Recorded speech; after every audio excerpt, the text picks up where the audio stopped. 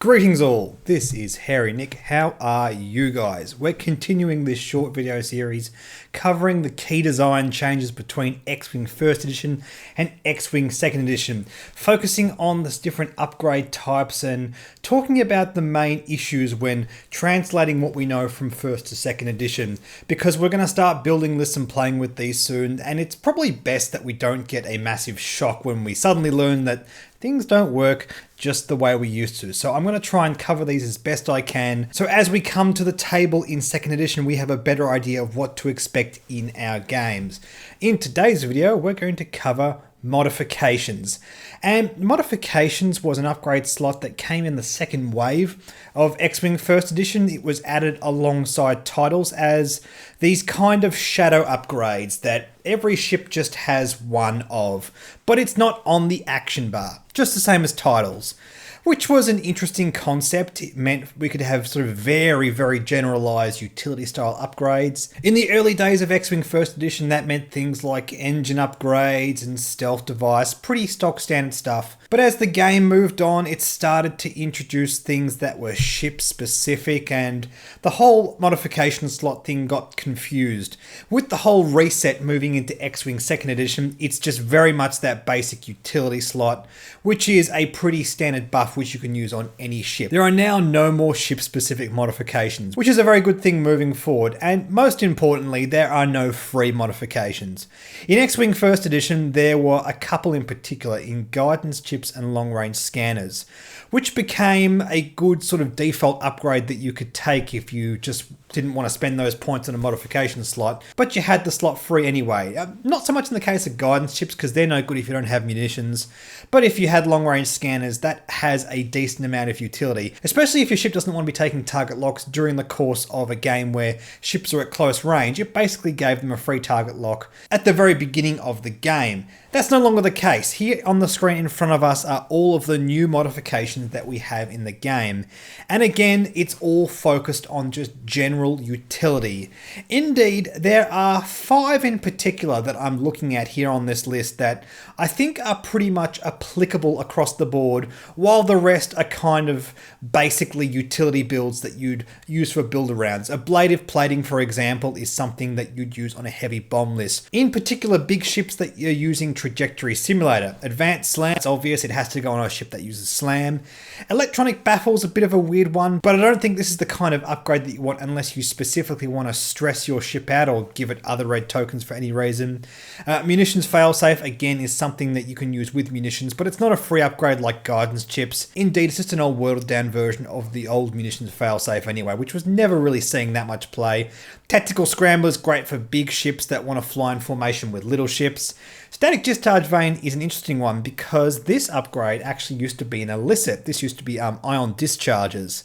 And it's a lot more simple. You don't give the opponent to choose the scenario. It's no longer a big word salad that it used to be. I don't love the fact that it's 6 points. It is very swingy and very situational. It doesn't have too many build-arounds. It no longer works with 4 LOM because it specifically says when you gain an ion token, and 4 LOM would give you 2, but it does work with feedback array. That's a nice little trick that you can do. But in any case, that combo costs 10 points, and that's not the cheapest thing in the world, especially considering you need to get into range 1 and set things up. Might not be the kind of thing we can go to, but it is pretty much an option you have on almost every scum ship, which is always something to think about. But the 5 modifications I want to talk about in specific is Afterburners, engine upgrades, hull upgrade, shield upgrade, and stealth upgrades, because these 5 upgrades I feel are always going to have decent utility on just about every ship, and these 5 really set the tone of what modifications are designed to do.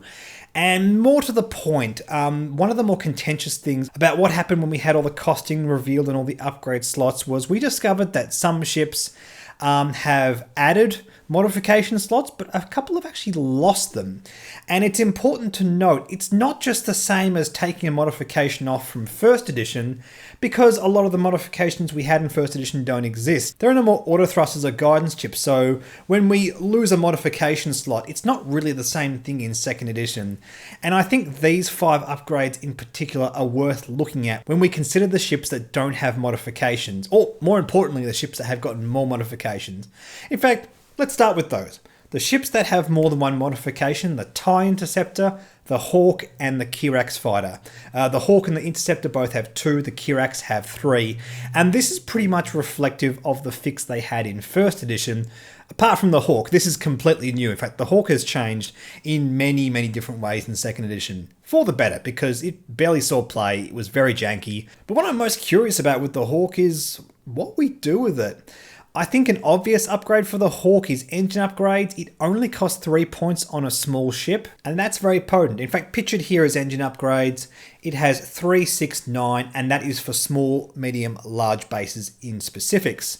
But when we have a look at things like hull upgrade, stealth device, shield upgrade, these things don't have as much value on the Hawk because they don't really capitalize off a high agility, like they're kind of designed to do. Stealth device, for example, you go from 2 to 3 agility. If it one shot gets through, then you've just lost it anyway, and it kind of has no value.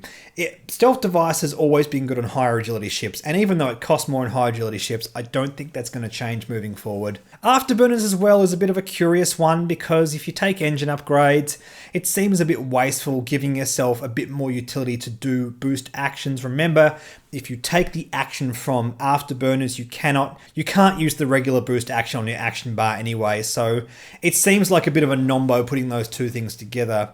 So when I have a look at the Hawk, it doesn't strike me as having that much benefit from getting 2 modification. This is of course not taking into account anything that's going to come down the track. It's always going to be a consideration having a look at the Hawk whenever we get new modifications. But I will point out one thing. On the Scum faction, the Hawk has the illicit slot, which means we can do that static discharge Vane and feedback array combo on the Hawk. It is worth something to think about. Again, it costs 10 points, which is not ideal. It's the same as the Moldy Crow title, but this and the Moldy Crow title, to be fair, makes one hell of a zoner. It's going to be really hard for your opponent to stay out of your primary and your turret and your range 1 bubble. That could be a lot of fun. I do like zoning tactics. But on to the other ships, the Interceptor and the Kirax Fighter. These guys are pretty much going to be doing what they did in first edition. The Kirax Fighter got what was considered a better fix than the Interceptor because it had a lot more catching up to do. It was a far more mediocre ship before it got fixed. It didn't have boost and barrel roll or 3 green dice or that amazing dial that the Interceptor has. So FFG gave it more modification slots because it usually meant things like vectored thrusters, sometimes engine upgrades and all that kind of stuff, just to basically catch up with the abilities of ships that were in that kind of same point range. And that's pretty much what it's doing here. The Interceptor already has a great gamut of abilities. It doesn't need to take engine upgrades. It could look at shield upgrades, stealth device, hull upgrade. Afterburners is a very interesting thing on the Interceptor. On the face of it, looks like, well, that auto thrusters ability burnt into the Interceptors means, well, you don't get a whole heap of utility out of your boost actions, but you can use auto thrusters linking a barrel roll off Afterburners, which means with Afterburners you can still get 3 actions. Seems like a pretty good thing. It means you've got to do things in a specific order, but that's still very valuable. Not too many ships in the game can get a great action economy right out of the gate without a pilot ability. That's one of the great things about TIE Interceptors moving forward, the fact that they all have auto thrusters built into them. The Kirax is a bit more of a curious case. Being on the Scum faction, it has an illicit slot, so you can do the static discharge Vanes and feedback array trick on here. I don't think 10 points is really what you want to be spending on a ship that isn't really for utility builds. It's more of a brawler than the Hawk is. It can't take engine upgrades. There's no vectored thrusters in the mod slot anymore.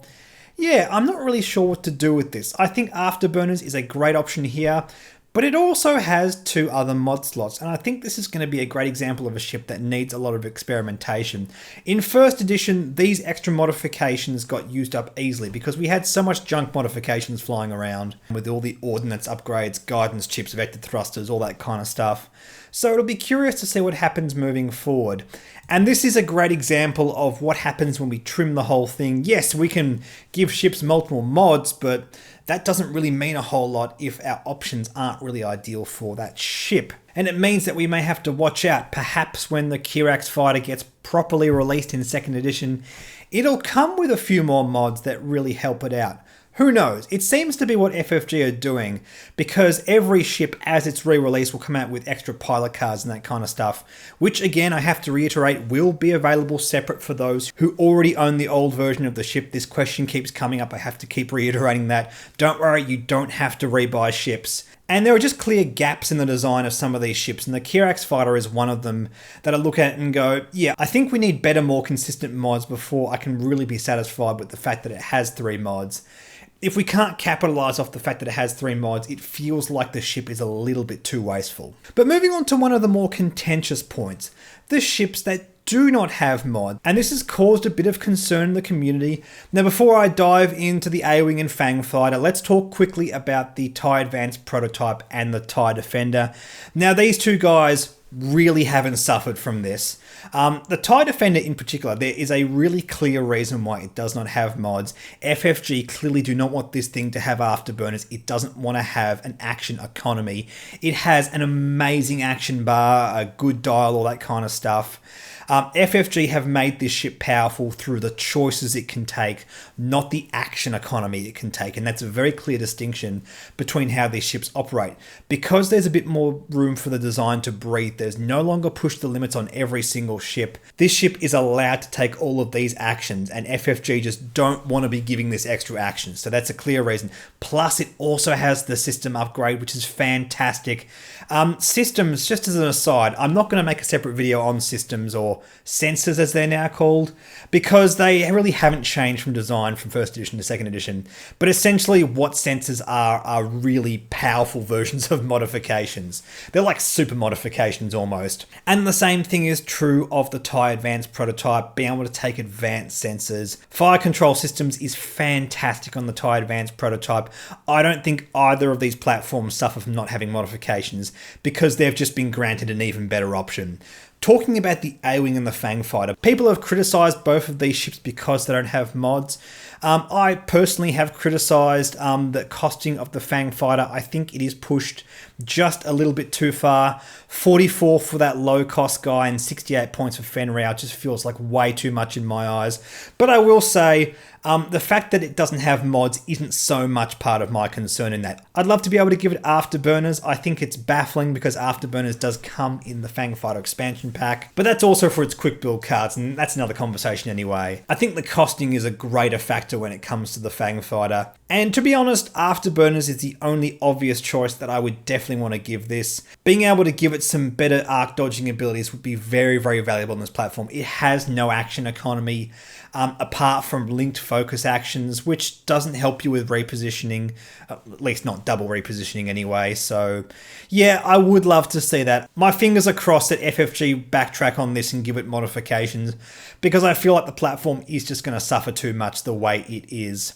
Having said that, yes, I do concede that it is a scum platform. It's not meant to be as efficient as Imperial platforms. However, my counter argument to that, well, if it's not as efficient, it definitely shouldn't be more expensive, but that's another conversation anyway. And I think the main thing that hurts it here is the lack of afterburners.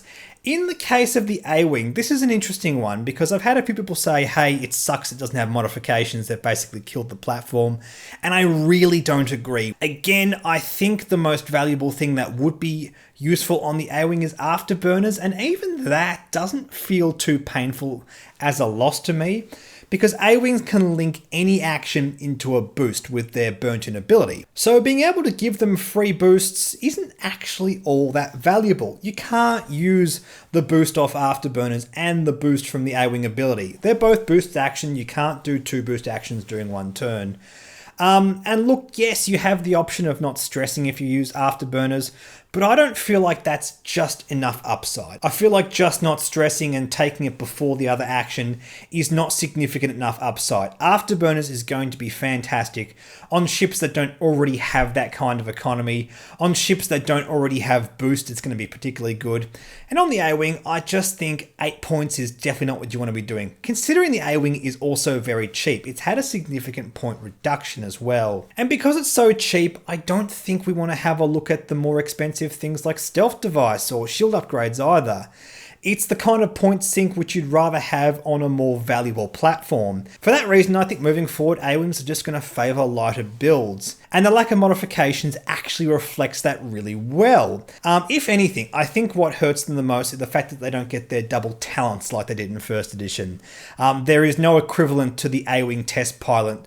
What was it, a title back in the day? There's no baked in ability or configuration like that. Only the named pilots and the Green Squadron pilot gets talents, but maybe that'll change. Maybe there'll be a configuration or something when they're released. I don't think that's going to be the case, but it is something to think about moving forward. And indeed on the A-Wing moving forward, we have a couple of nice new designs in Arvel Crinard and Jake Farrell. Well, powered up designs. They're not strictly different from the way they were in first edition, but both of those pilots are going to open up a bit more design. And I don't think in the instance of those pilots that not having modifications is really going to hurt their builds too much. And that's pretty much the case with modifications. They don't have any crazy build around potential. They're just a good generic buff that you can put across a lot of different ships. There are more specified ones, but they go into build archetypes. They're not really designed for ships in specific. And I think that's a strong move. I think the ship specific stuff should be kept for configuration and baked in abilities. Anyway, guys, thank you so much for watching. I'm going to do at least a couple more of these videos before X-Wing 2nd Edition launches. In the meantime, like and subscribe. Like me on Facebook, follow me on Twitter and Reddit, and I'll catch you guys later on.